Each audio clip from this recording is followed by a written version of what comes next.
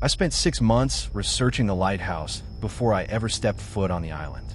I knew every maintenance report, every weather record, every repair request, every emergency transmission.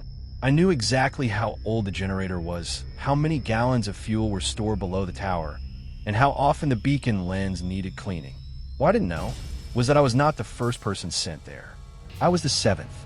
The first 6 lighthouse keepers disappeared, and the official reports said they all left voluntarily. I believed that. At least I wanted to, because the truth was much worse.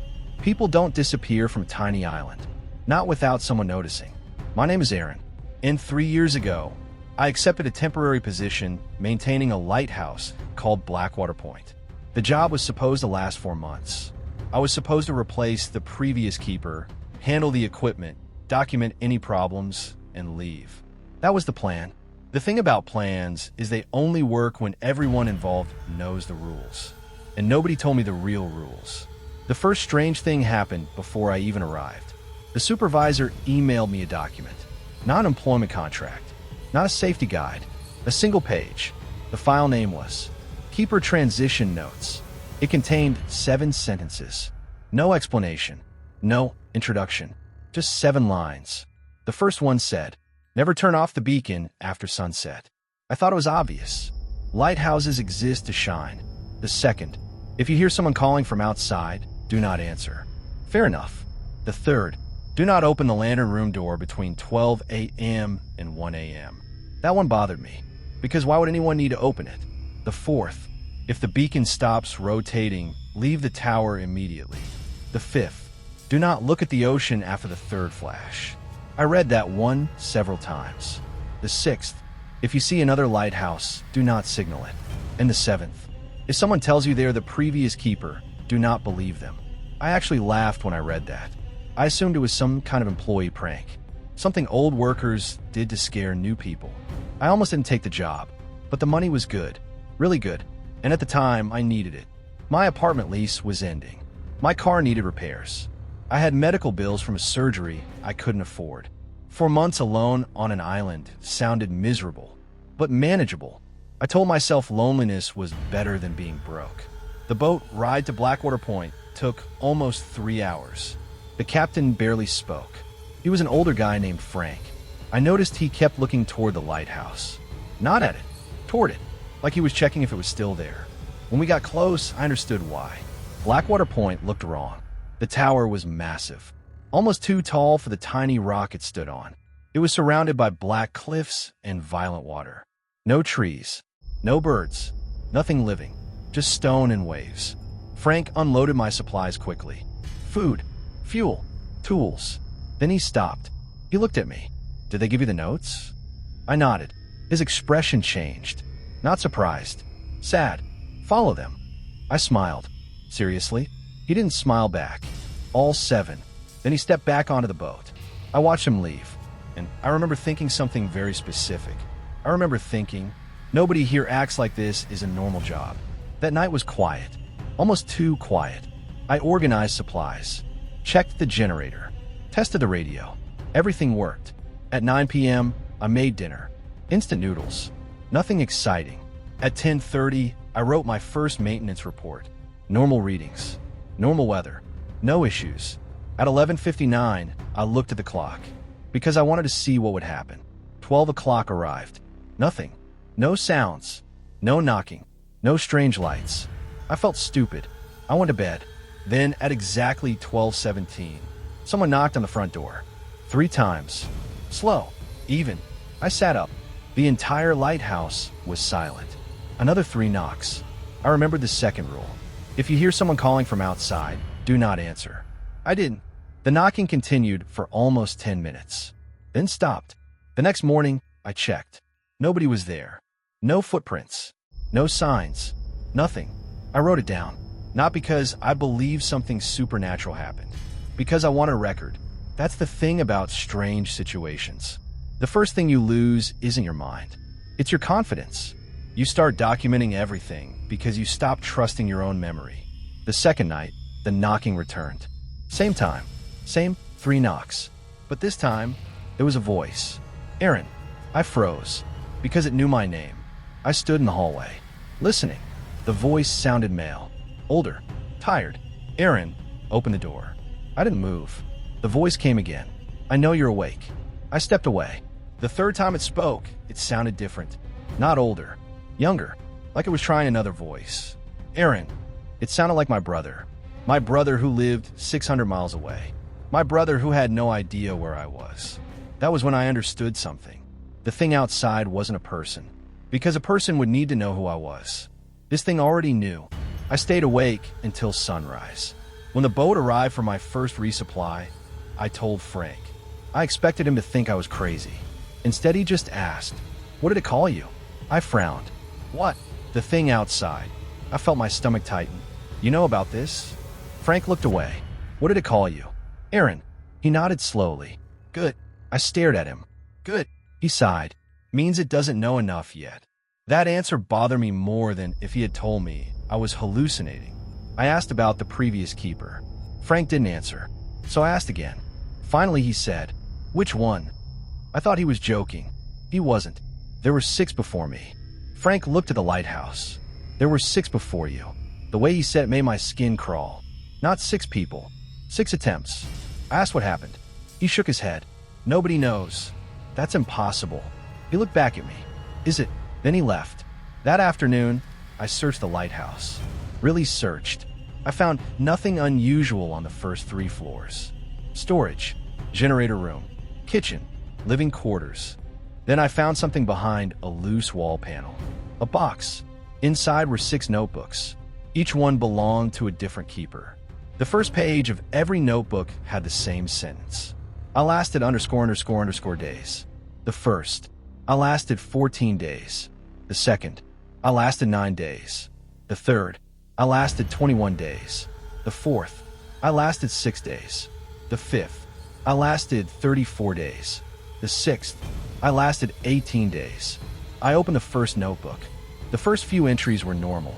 Weather, repairs, supplies. Then the writing changed.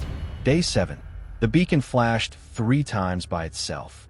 Day 8, something flashed back. Day 9, I think it is trying to communicate. Day 10, I heard my own voice outside. Day 11, the voice knows things I never told anyone. Day 12, I saw another lighthouse. Day 13, I made a mistake. The final entry was only 1 sentence. Day 14, I answered.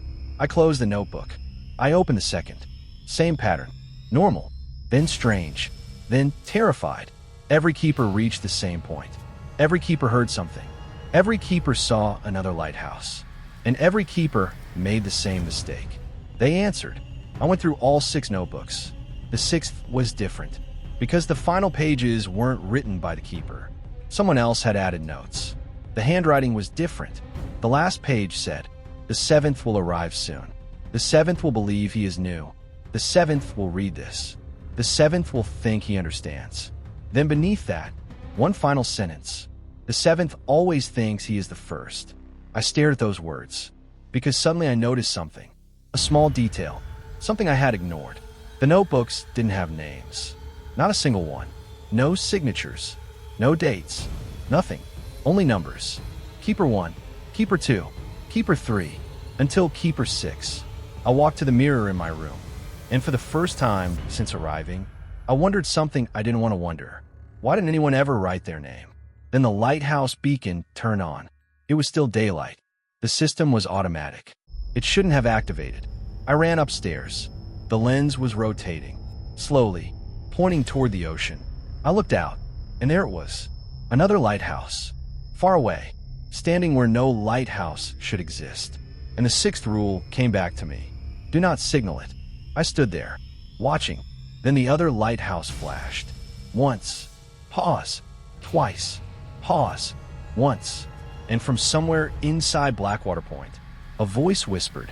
Finally, a voice I recognized. My own. And that's when I realized something.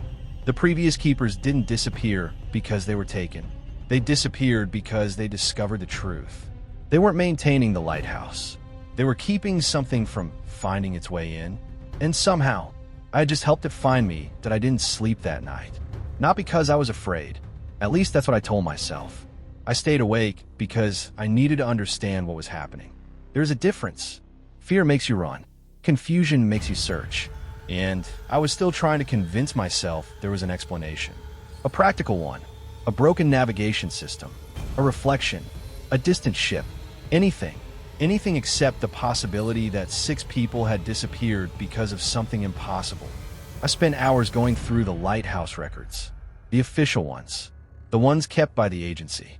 And that's where I found the first real contradiction. According to the files, Blackwater Point had only ever had 3 previous keepers. Not 6. 3.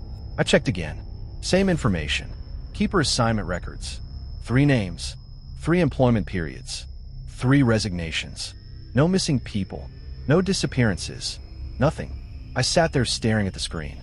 Because I had 6 handwritten journals in my room. 6 people who had clearly lived here. 6 people who had written about the same thing. But officially, they never existed. I called the mainland office. The call connected after 4 rings. A woman answered. Maintenance division. I almost laughed. It was such a normal greeting. Like I wasn't sitting alone in a lighthouse with a second lighthouse floating somewhere impossible outside. Hi, this is Aaron from Blackwater Point. Silence. A long silence. Then, ooh, I felt my stomach tighten. Aaron, the temporary keeper. Another pause. Then she said, there's no active keeper assigned to Blackwater Point. I stopped. What? The woman sounded confused. That station was decommissioned years ago. I looked around the room. The walls. The equipment. The generator. Everything around me. What are you talking about? She hesitated, then lowered her voice. Sir, where are you calling from? I didn't answer, because suddenly I didn't know if I wanted to. Blackwater Point. The line went quiet. Then she said something that made my hands go cold.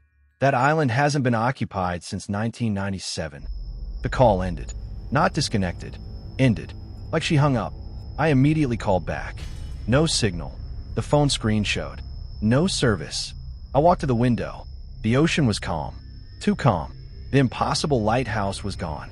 For a moment, I felt relief. Maybe I had imagined everything. Maybe the stress. The isolation. The journals. The lack of sleep. Maybe my brain had created a pattern. Then I looked down. At the table. The 6 notebooks were gone. I searched everywhere. Kitchen. Storage. Bedroom. Control room. Nothing. Then I found them. Back inside the hidden wall compartment. Exactly where I had discovered them. Except now, there were 7 notebooks. Not 6. A new one had appeared. I didn't want to open it. I knew that sounds ridiculous.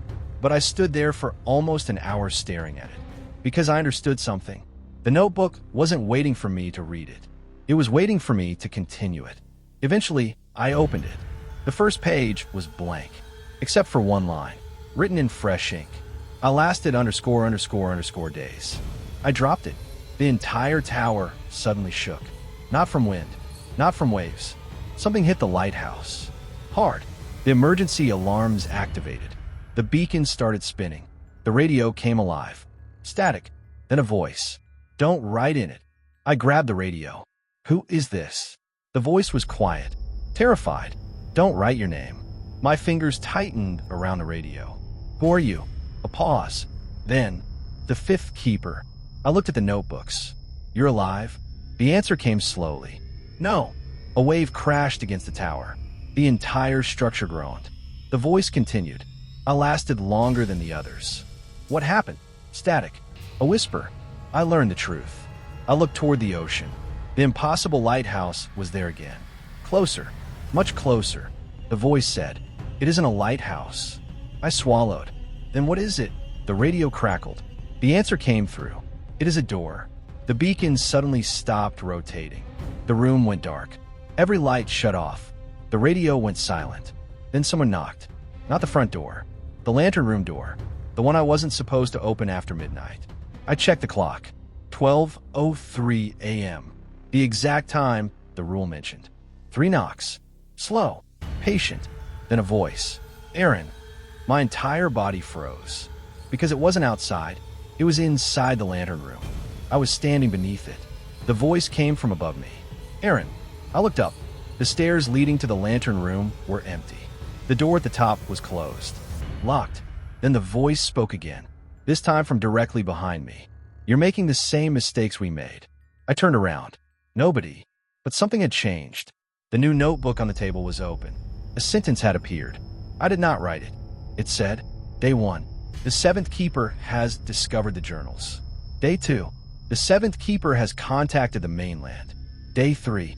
The seventh keeper has seen the second lighthouse. Day 4. The seventh keeper has been warned. Day 5. The seventh keeper is lying. I stared at the page.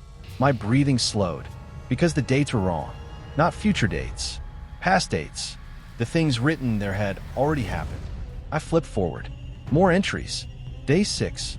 The seventh keeper will attempt escape. Day 7. The seventh keeper will reach the boat. Day 8. The seventh keeper will understand.